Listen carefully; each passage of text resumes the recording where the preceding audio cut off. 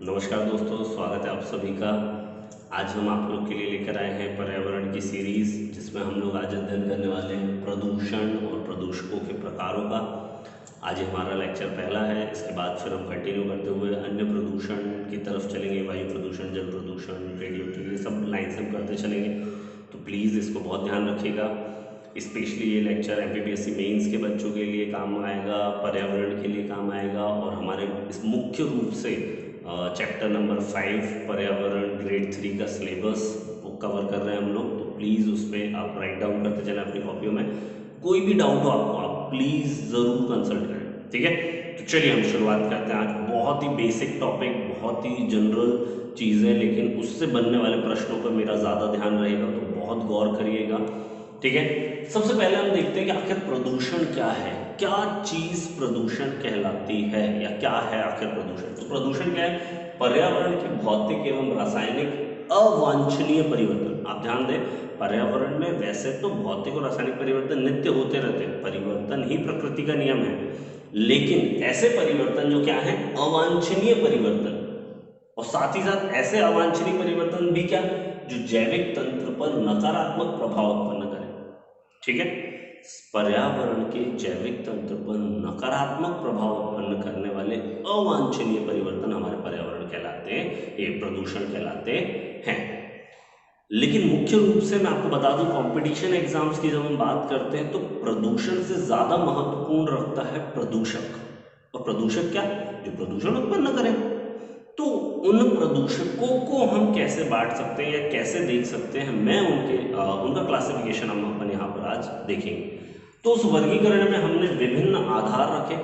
उन आधार पर प्रदूषकों को हमने क्या किया है, वर्गीकृत किया। तो सबसे पहला आधार, सबसे सामान्य उत्पत्ति के आधार पर दो प्रकार के होते हैं, एक प्राकृतिक प्रदूषक होता है, एक मानवीय प्रदूषक होता है। मैंने इसका ज्यादा डिस्क्राइब नहीं किया, आप सभी समझदार हैं कि प्रकृति स्रोत से उत्पन्न प्रदूषक हमारे ज्वालामुखी विस्फोट और ये सब इनसे उत्पन्न क्या कहलाएंगे, आपके प्राकृतिक।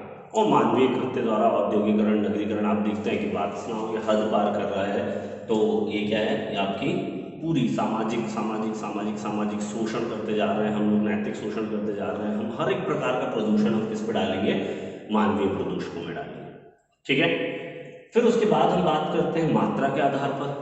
मात्रा के आधार पर जब हम देखते हैं तो हम देखते हैं मात्रा, क्वांटिटी के आधार पर मात्रात्मक प्रदूषण और प्रदूषक और गुणात्मक प्रदूषण। अब यहाँ ध्यान दीजिए, बहुत इंपॉर्टेंट है, क्योंकि ये पेपर में बहुत आता है मात्रात्मक। ये चीज आपके यहाँ ध्यान रखनी है, ये आपका क्या है, एम टॉपिक है, ये बहुत ही ज्यादा इंपॉर्टेंट है। तो मात्रात्मक प्रदूषक क्या, ऐसे प्रदूषक जिनकी सामान्य मात्रा हमें कोई दिक्कत नहीं करती, लेकिन अति सर्वत्र वर्जित। सभी जानते हैं कि अति करने से क्या होता है, नुकसान होता है। तो जब भी उनकी मात्रा वृद्धि होती है तो वो हमारे लिए क्या हो जाते हैं, हानिकारक हो जाते हैं।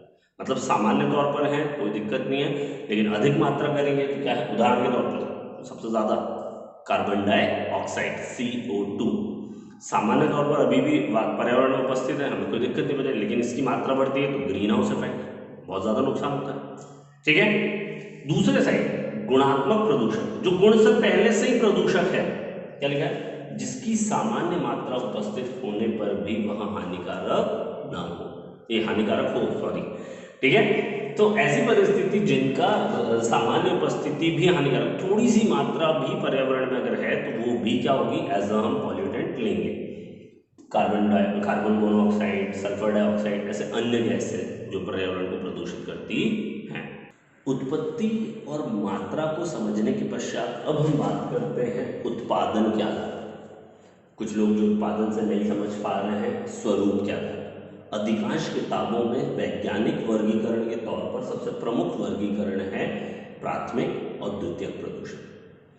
प्राथमिक प्रदूषक वे प्रदूषक कहलाते हैं जो मूल रूप से या डायरेक्ट सोर्स से निकलते हैं, ठीक है, जो सीधे प्रत्यक्ष रूप से स्रोत से पर्यावरण में पहुंचते हैं, वो क्या कहलाते हैं, प्राथमिक। और जैसा कि सभी जानते हैं कि प्राथमिक की अन्योन्य क्रियाओं से उत्पन्न प्रदूषक क्या कहलाते हैं, आपके द्वितीयक प्रदूषक कहलाते हैं, ठीक है।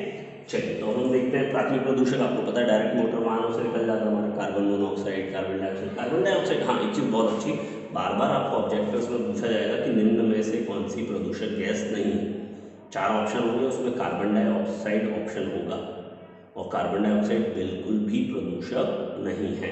अगर आपके पास सभी ऑप्शन नहीं है, आपके पास इनमें से कोई नहीं ऑप्शन नहीं है, तब आप किसको चुनेंगे कि इनमें से कौन सा प्रदूषक नहीं है? तब क्या लगाएंगे आप? Carbon dioxide. ठीक है, तो चलिए हम शुरुआत करें। ठीक है, तो ये डीडीटी वीडीटी ये सब क्या है? प्राथमिक सोर्स है, डायरेक्ट हमको पर्यावरण में मिलेंगे। द्वितीय क्या है? जो इन्हीं से उत्पन्न होते हैं, ओजोन और क्लोरीन, अन्योन्य सूर्य प्रकाश में उपस्थिति में ओजोन का निर्माण कर देते हैं। अमोनिया का निर्माण होता है औद्योगिक अपशिष्ट के रूप में। पैन परऑक्सी एसिटिल नाइट्रेट, प्लीज ये बहुत ज्यादा इंपॉर्टेंट है, इसको अंडरलाइन करके रखें, इसका डायरेक्ट फुल फॉर्म भी आएगा। आप अभी जब प्रदूषण पढ़ेंगे तो उसमें बहुत सारे प्रदूषण देखेंगे। तो पैन परऑक्सी एसिटिल नाइट्रेट, ठीक, बहुत ही इंपॉर्टेंट है आपके लिए। फिर अगला हम देखते हैं निस्तारण, या यूं कहें आपकी भाषा में समाप्ति के लिए सरल प्रकार से देखें तो निस्तारण या समाप्ति की प्रकृति के आधार पर ये कैसे आखिर उनको नष्ट किया जाता है या कैसे वो अपघटित हो जाते हैं। तो इस आधार पर हमने पहले भी देखा कि जैव निम्नीकरण और जैव अनिम्नीकरण, बायोडिग्रेडेबल और नॉन बायोडिग्रेडेबल, 2 कैटेगरीज हमने रखी। अर्थात क्या है? अर्थात ऐसे जीव जो सूक्ष्म जीव, मतलब ऐसे अपशिष्ट जो सूक्ष्म जीवों द्वारा इजीली अपघटित हो जाते हैं, वो क्या कहलाते हैं? आपके जैव निम्नीकरण। या यूं कहें जो सूक्ष्म जीवों द्वारा या जैविक क्रियाओं द्वारा अपघटित नहीं होते हैं, उनको कुछ रासायनिक विधि की जरूरत पड़ती है, वो क्या कहलाते हैं? आपके जैव अनिम्नीकरण कहलाते हैं। तो जैव निम्नीकरण में आप जानते हैं घरेलू अपशिष्ट हमारे मलमूत्र, कागज, लकड़ी, ऐसे बहुत सारी चीजें। ठीक है, अगर हम अजैव निम्नीकरण की बात करें तो प्लास्टिक, पॉलीथीन, कांच, धातुएं, रेडियो एक्टिव मटीरियल्स, ये सब बहुत ज़्यादा समय लेते हैं या फिर क्या होता है? अपघटित नहीं होते। ठीक है, तो प्लीज़ ये बहुत ज़्यादा इंपॉर्टेंट चल रहा है, आप देखते जाइएगा। बहुत प्रदूषकों के प्रकार एग्जाम में बहुत आते हैं पेपर्स में। ठीक है, और सबसे सामान्य, सबसे सरल अवस्था के आधार पर लास्ट हमारा कि किस प्रकार के, तो ठोस, द्रव, गैस, 3 प्रकार की अवस्थाएं होती हैं। यहाँ पर आपकी प्लाज्मा वगैरह नहीं आएंगी, यहाँ पे बेसिक 3 ही प्रकार की अवस्थाओं पर हम चर्चा करेंगे। तो ठोस, द्रव और गैस। ठोस हमारी जो भी ठोस पदार्थ हैं, वो ठोस पॉल्यूटेंट हैं, प्रदूषक हैं, वो ठोस कैटेगरी में आएंगे, जैसे कि धूल, एरोसॉल, पारा, एस्बेस्टस, ये हमारे क्या हैं? ठोस प्रदूषक हैं। तरल प्रदूषकों की बात करें तो अमोनिया, यूरिया, नाइट्रोजन युक्त जल आपका, ठीक है, या यूं कहें गैसों की बात करें तो गैसों की तो अपार लगी है, SO2 है, कार्बन मोनोऑक्साइड, ओजोन है, नाइट्रोजन डाइऑक्साइड है, ऐसे बहुत सारी गैसेस एज अ प्रदूषक क्या करती है? पर्यावरण में उपस्थित होती है। तो ये आज हमारा प्रदूषण और उसके प्रकार, प्रदूषकों के प्रकार का वीडियो है। प्लीज राइट डाउन करें। All the best.